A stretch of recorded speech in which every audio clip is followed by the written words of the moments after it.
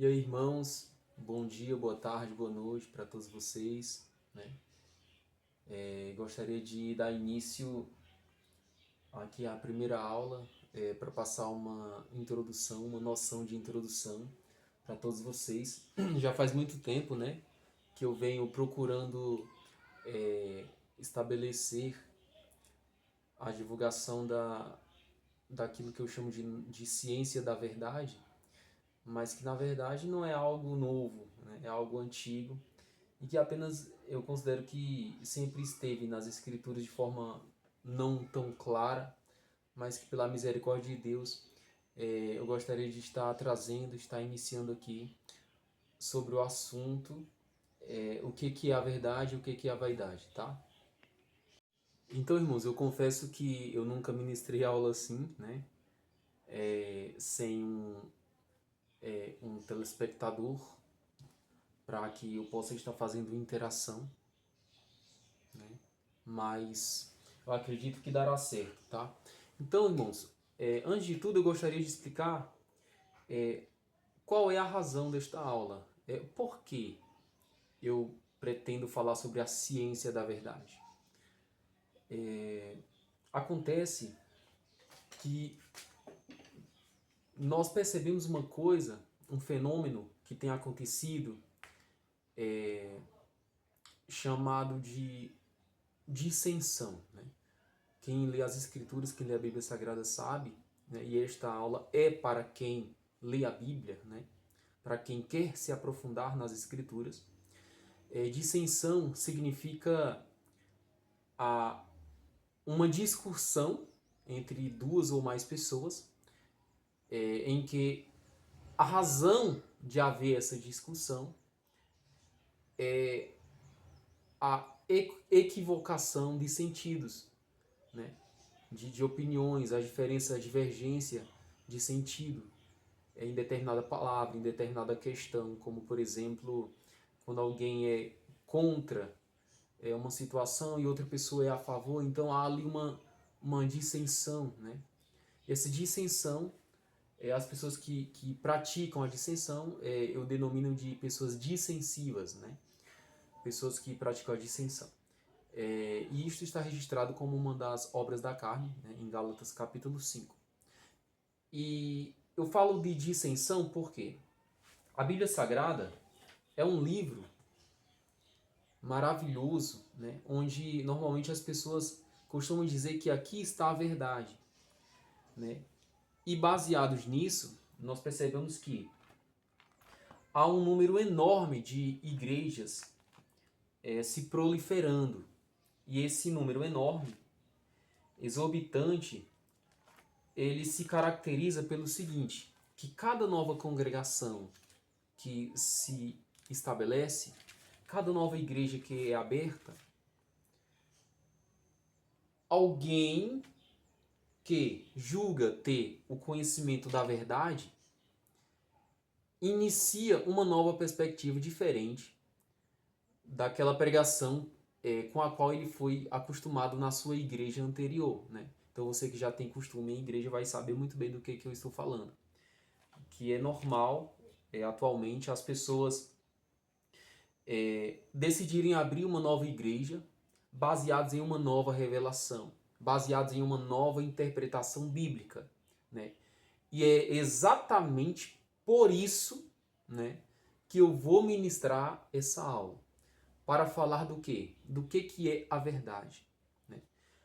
Pois muitos pregadores atualmente, desde muito cedo, desde a época ainda dos apóstolos, muitos saíram do meio do povo de Deus, arrogando ser pregadores, profetas, evangelistas, apóstolos. Na verdade eram falsos apóstolos, falsos profetas, falsos evangelistas, eram falsos pastores, né? E até hoje existem muitos. Mas qual é o critério, né, que vai dizer que um ministro, né, um ministro do evangelho é falso? Qual é o critério que me diz que um apóstolo é um falso apóstolo, né? Qual é o critério que me diz que a igreja A ela é falsa e a igreja B é uma igreja verdadeira? Então é para isso que eu vou ministrar essa aula, tá? Então, é algo novo, tá? Eu gostaria muito que vocês pudessem compartilhar. É a primeira vez aqui que eu estou trazendo esse assunto, eu estava pensando, meu Deus, como é que eu vou fazer? Eu preciso falar, eu preciso anunciar essas coisas maravilhosas, né? Essa ciência de Deus que o Senhor me entregou, me fez conhecer, mas eu não tenho o hábito de gravar uma aula assim, sem ser ministrando para ninguém, né? Para ninguém, porque no momento que eu estou gravando esse vídeo, eu não estou gravando com alguém aqui me olhando, né? Então é ruim. E o meu tipo de metodologia de ensino que eu uso normalmente é aquela metodologia dialógica, onde eu falo e você responde, e aí em cima da tua resposta eu vou construindo outras informações, né? E aí sem um interlocutor é muito ruim da gente estar ministrando, mas eu estou me dando aqui a esse desafio, tá? E eu espero que tenham bons resultados, tá, irmãos? Então vamos lá. Para que é que serve a ciência da verdade? A ciência da verdade serve para que a gente use ela como parâmetro, como base, né? Para sabermos julgar se um ministro é um ministro verdadeiro ou se um ministro é um ministro falso, né? Se uma igreja é uma igreja verdadeira ou se é uma igreja falsa. A ciência da verdade serve para nós sabermos julgar se uma interpretação bíblica é verdadeira ou se uma interpretação bíblica é falsa, tá? Então, essa é a vantagem de conhecermos a ciência da verdade. E esse curso eu estou iniciando, eu não sei quando é que eu vou terminar, mas aqui eu estou tentando fazer uma aula introdutória, tá? Explicando aqui no geral para aqueles que não têm noção do que é isso, tá? Primeiro, quando eu falo ciência, eu não estou falando da ciência do mundo, né? Aquela ciência produzida nos artigos científicos, nas pesquisas, na filosofia, tá? É uma ciência, tem um pouco de filosofia? Tem, tanto que o nome desse curso é Filosofia Cristã, mas não é o tipo de filosofia disponível nas universidades, tá? Isso é um tipo de filosofia cristã que Deus me ensinou e eu gostaria de compartilhar para vocês, tá bom, irmãos? Então, irmãos, sem mais delongas, eu gostaria de iniciar, e eu sempre tenho esse hábito de iniciar a aula perguntando o seguinte: o que é a verdade, né? O que é a verdade? Nós sabemos que muita gente vai dar respostas diversas, né? Um vai dizer a verdade é um fato que a gente consegue conferir. A verdade é quando alguém fala uma coisa e aquela fala ela confere com o fato. No sentido filosófico, verdade é aquilo que é conferível, né? É uma coisa que é dita e aquela coisa dita também ela está conferida, né? Com o fato, é verídico, é algo que é daquele jeito mesmo, que você consegue verificar. Enfim, é, quando a gente quando a gente escuta falar de que a ciência do mundo e a Bíblia são duas coisas que não tem nada a ver, eu concordo em parte, mas eu discordo também em parte, né? Eu discordo porque realmente tem algumas coisas que não tem nada a ver, mas tem outras que tem tudo a ver. Porém, nada que está escrito nas profecias são explicadas ou explicáveis de modos naturais, por vias naturais, tá? Por vias filosoficamente naturais. E quando a gente aprendeu que Bíblia e ciência não tem nada a ver. Porém, não tem nada a ver porque a ciência que rege as coisas espirituais não é a ciência do mundo, é a ciência de Deus. E há uma diferença, né? Porque há também quem confunda que a ciência de Deus e a ciência do mundo são a mesma, e não é, tá?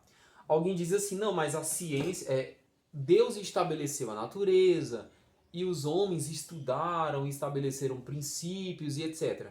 E esta é a ciência de Deus. Não é. Tá? A ciência de Deus não é a ciência produzida pelo homem. Na verdade, em 1 Coríntios capítulo 1 e versículo 21, diz o seguinte, primeira carta de Paulo aos Coríntios, capítulo 1 e versículo 21, visto como, na sabedoria de Deus, o mundo não conheceu a Deus pela sua própria sabedoria, aprove a Deus salvar os crentes pela loucura da pregação.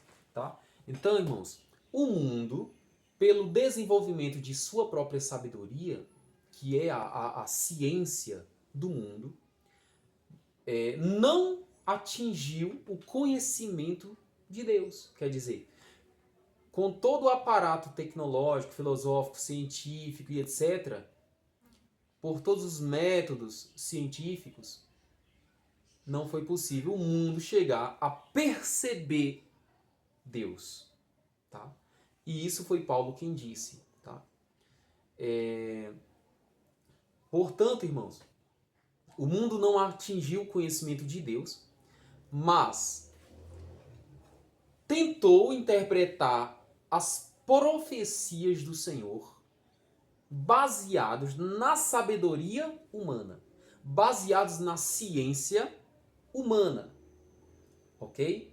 Então eu peço que você ore a Deus e peça ao Senhor para que toque na sua mente, no seu espírito, para que você compreenda, tá, essa parte introdutória. Eu preciso ser bem detalhista no início, porque depois o assunto vai ficar bem puxado, né? E aí eu dando para você agora toda a instrumentalização básica, vai ficar melhor para que você compreenda tudo. Então essa Bíblia aqui, ou seja, a Bíblia que você tem, as Escrituras Sagradas, as profecias, não podem ser interpretadas à luz da ciência humana, tá? Por exemplo, vamos supor que quando lá em Gênesis capítulo 3, capítulo 1 e versículo 3, está escrito, e disse Deus, haja luz e houve luz. Né? Então, esse trecho da Escritura, normalmente qualquer pessoa, quando vai olhar o versículo, entende que ali está falando de uma luz natural. Né? E aí, é sobre isso que eu chamo a sua atenção. Né? Que o homem vai procurar investigar, entender o que é essa luz baseado na ciência humana, tá? E qual é o problema disso? Que tudo quanto foi escrito de profecia, tudo quanto foi escrito nas escrituras, né, sagrada, foi escrito não à luz da ciência humana, mas à luz da ciência da verdade.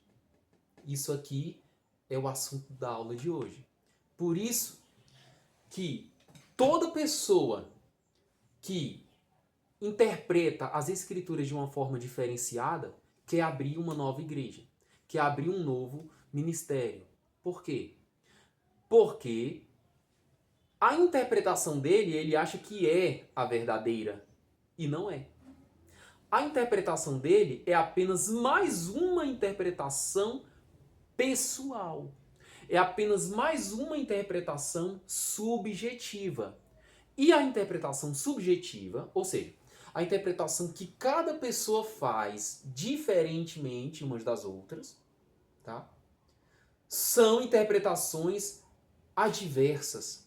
São interpretações que estão fora da ciência da verdade. Tá? Por quê? Justamente porque o homem, pela sua própria sabedoria, não conseguiu conhecer a Deus. Tá?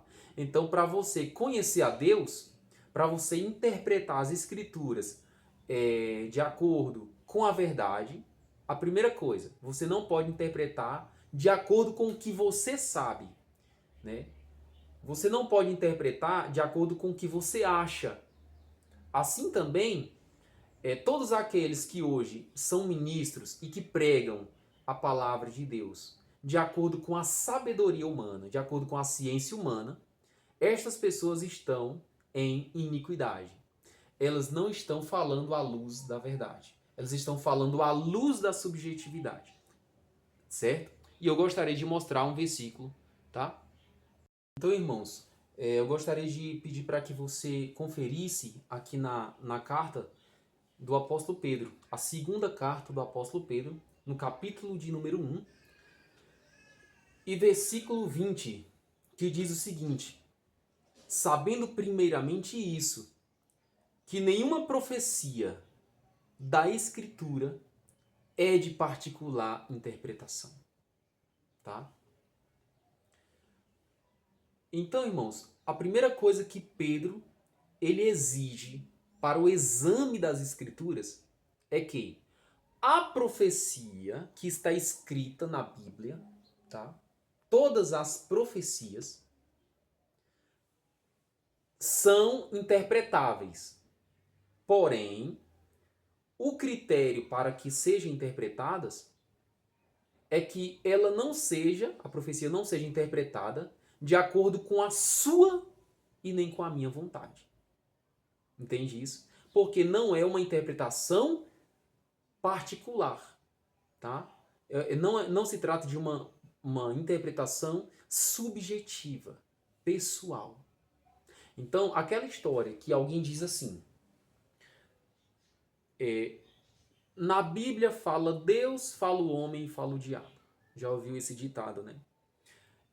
Ou então aquele ditado que alguém diz assim, não, a Bíblia, cada um entende o que quiser, cada um entende de um jeito. Isso é proibido nesse versículo. Segunda carta de João, capítulo 1 e versículo 20. Sabendo primeiramente isto, que nenhuma profecia da Escritura é de particular interpretação. Nenhuma profecia pode ser interpretada de um modo subjetivo. Tá? Então, irmãos, a primeira coisa que eu devo entender é que quando eu leio as profecias, eu sou tentado a compreender com as primeiras imaginações que vêm na minha cabeça. Tá? E aí Pedro está me corrigindo, está corrigindo você, está corrigindo todas as igrejas. Todas as igrejas. Tá? Por quê? Porque cada igreja tem uma interpretação diferente da Escritura. E isso se chama dissensão. É uma obra da carne. Isso deve ser desfeito. Tá? A dissensão. O que é a dissensão? É eu interpretar um versículo de um jeito, o irmão fulano interpretar de outro jeito, a irmã cicrana interpretar de uma terceira forma e assim sucessivamente. Isso se chama interpretação subjetiva. E Pedro está dizendo, nenhuma profecia deve ser interpretada subjetivamente. Tá? Ou seja, aquilo que eu antes chamava de verdade na Bíblia, que na realidade era a minha verdade, o que eu achava que era a interpretação. E o que a igreja B acha que é a interpretação. E a igreja C acha que é também a sua interpretação, a sua verdade. Na realidade, não se trata de três verdades. Não se trata de que cada igreja tem a sua verdade. Não se trata de que cada igreja tem a sua doutrina, a sua verdade. Eles estão fazendo uma interpretação subjetiva, desconexa da ciência da verdade. Certo, irmãos?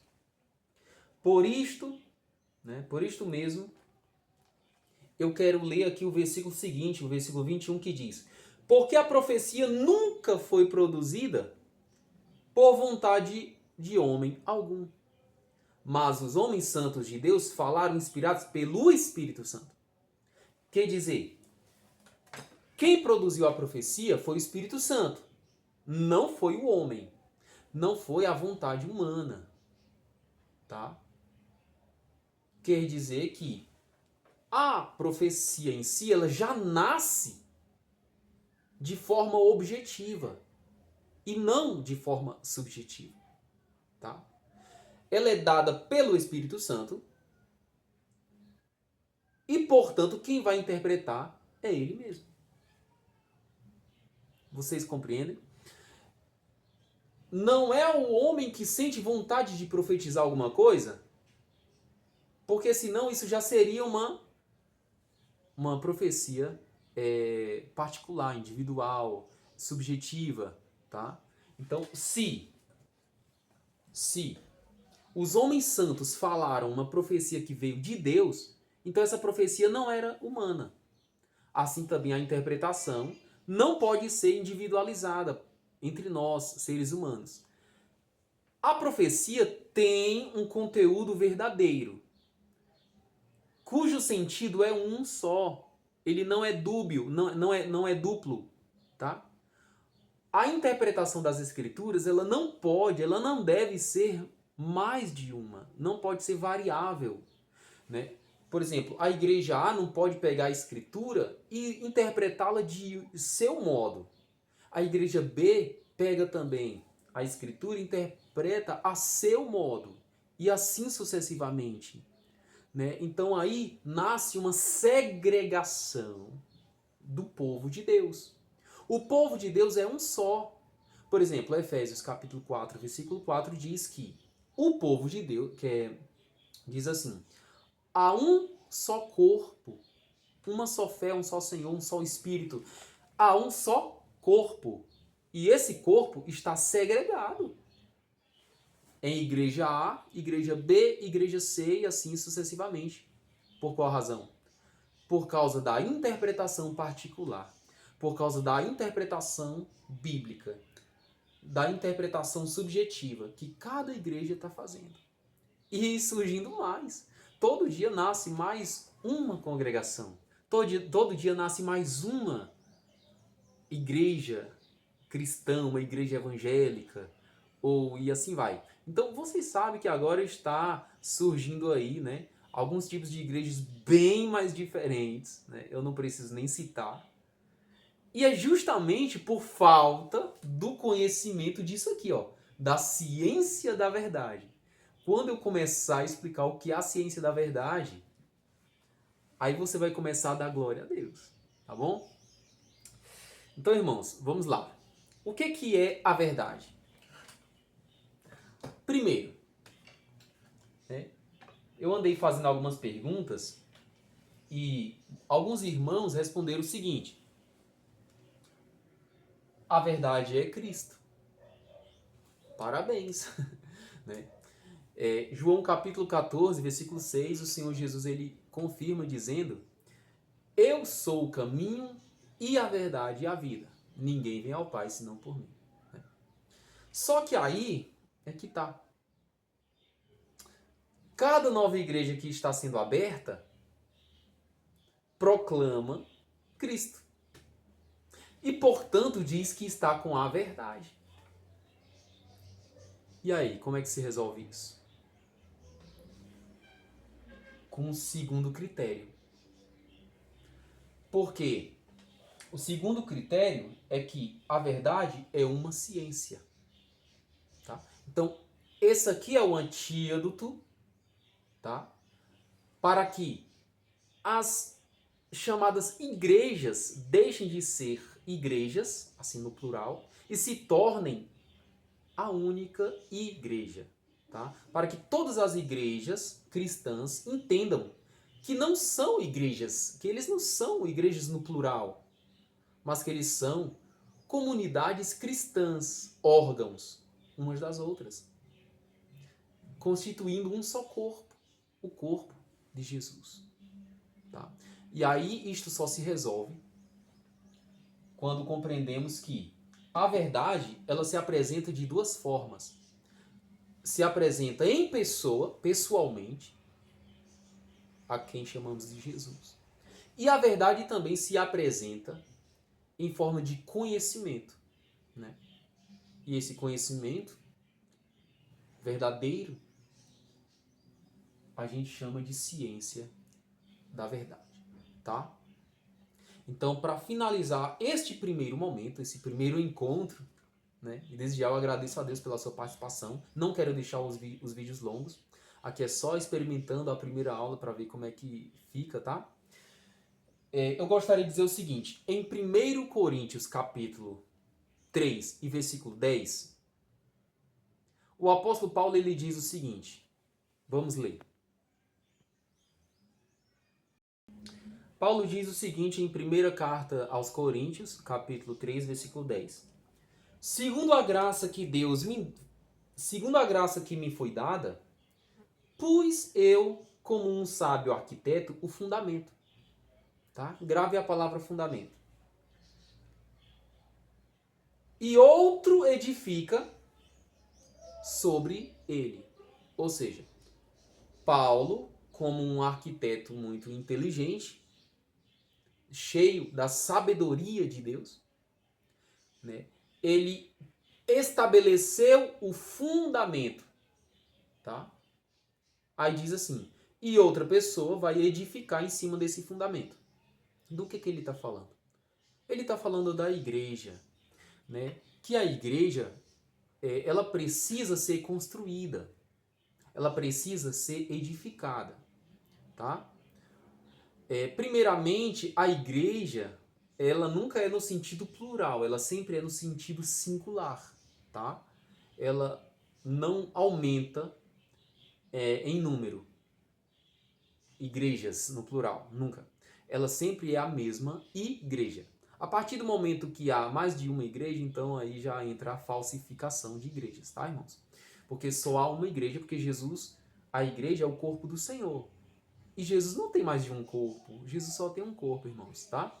Então, Paulo está falando que Jesus Cristo é o fundamento dessa igreja. Imagina que a igreja seja como se fosse um prédio, que a igreja é o povo. Mas imagina que a igreja fosse um prédio, um edifício. E para a construção de um edifício, você cava o alicerce, né? E em cima do alicerce é que você constrói as paredes, coloca as telhas e as portas e vai construindo todo o resto. Mas primeiro você bota o alicerce. Paulo está dizendo que Jesus Cristo é o alicerce dessa grande obra, tá? O alicerce da igreja. Se Jesus é o alicerce da igreja, então qualquer comunidade cristã que diga que a base não é Jesus, ela não é igreja, tá? Ela não está construída sobre a verdade. Agora, toda comunidade cristã que admite que a base é Jesus, então ela deve seguir Jesus, né? Deve crer no Senhor e etc. Mas o que Paulo está chamando a atenção é duas coisas. Primeiro, ele, como apóstolo, ele estabeleceu o alicerce. Quem é o alicerce? Jesus. Tá? E aí ele fala o seguinte: porém, outra pessoa, outro pedreiro, construtor, que na verdade ele está se referindo aos ministros do evangelho, tá? Você que é pastor, você que é profeta, você que é bispo, apóstolo e assim por diante, é quem vai edificar em cima do fundamento, em cima do alicerce, tá? Como assim edificar? Ensinar, tá? Ensinar o povo a verdade. Só que aí é que tá. Quando você vai falar, você que é ministro, vai falar que Jesus Cristo desceu do céu, que Jesus Cristo morreu na cruz, que Jesus Cristo ressuscitou ao terceiro dia, que Jesus Cristo batizou no Espírito Santo e batiza, que Jesus Cristo perdoa nossos pecados, tudo sobre o Senhor Jesus Cristo, você está apenas repetindo o fundamento que Paulo disse que já tinha estabelecido, que toda igreja tem, que toda congregação, que toda comunidade cristã tem o fundamento. toda comunidade cristã na qual você chegar e perguntar, vocês creem no Senhor? Todos vão dizer, cremos no Senhor Jesus. Porque todos estão sobre o fundamento que é Cristo. Só que Paulo está chamando a atenção não é mais para o fundamento, e sim para o processo de edificação da igreja, tá?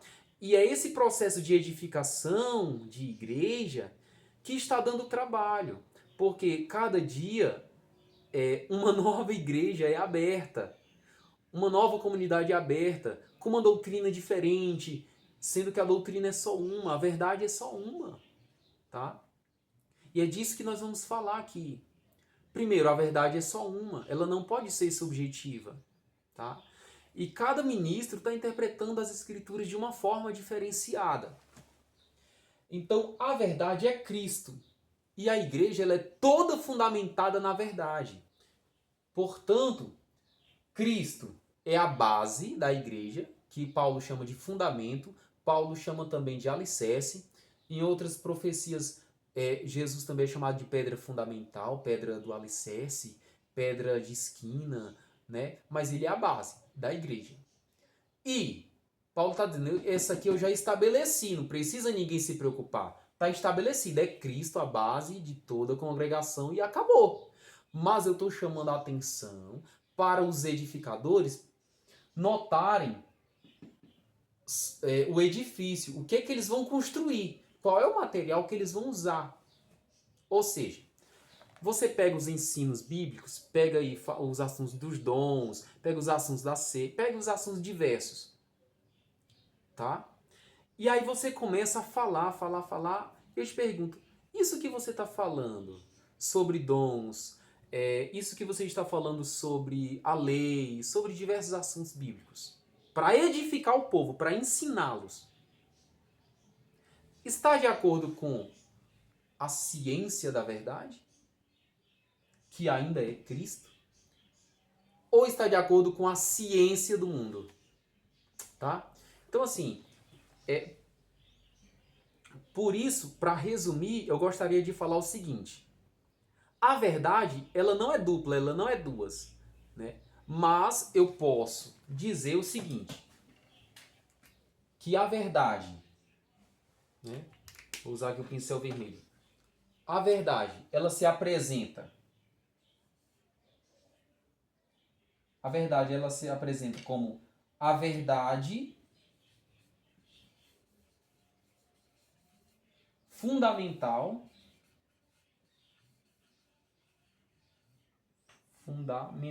Né?